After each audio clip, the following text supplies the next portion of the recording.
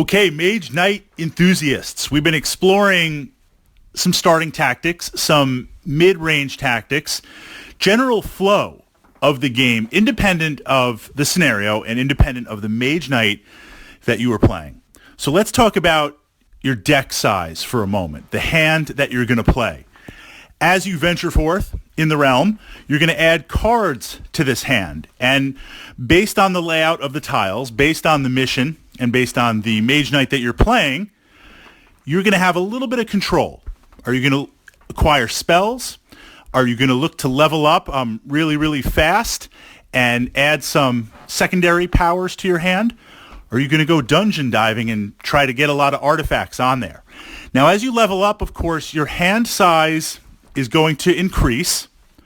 But for the most part, it's easier, or I shouldn't say easier, it's quicker to add cards to your hand, to your deck, than it is to be able to utilize them. So some decisions need to be made, and this is simple, kind of the meta of the game. The bigger that the stack of your deck gets, the less chance there is to draw the cards you need in the moment, the cards you want in the moment. Now, there are some ways to manipulate.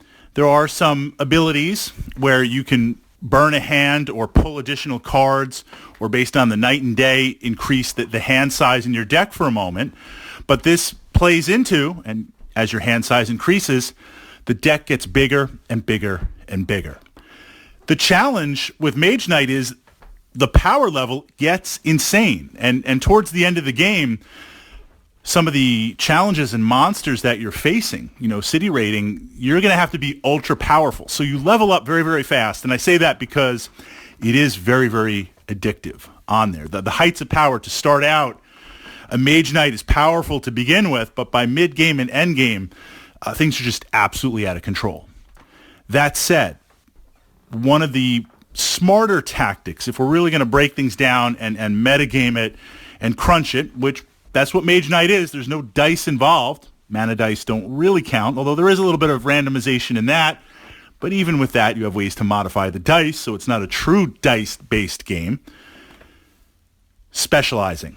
Stacking the deck. Part of this is maybe, depending on the mission and how the first couple of tiles lay out, your options, do you decide, hey, I'm going to specialize and focus on abilities. I'm going to focus on artifacts. How do you want to stack your deck? And by focusing on that aspect, on that strategy, whether it's viable or not, depends on a lot of factors.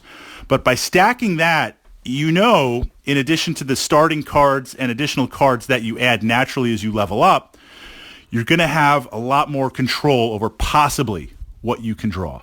So having a plan for the decision trees, for the paths of how you want to grow your deck, pursuing that, again, modified slightly by the scenario and literally what's available on the board, versus just kind of wandering around and being very, very unfocused to what you need to draw.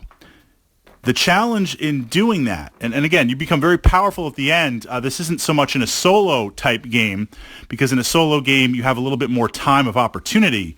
In a competitive game, that means going into the end game, you're not going to be as efficient and you're not going to be as focused as some of the other Mage Knights that you're playing against.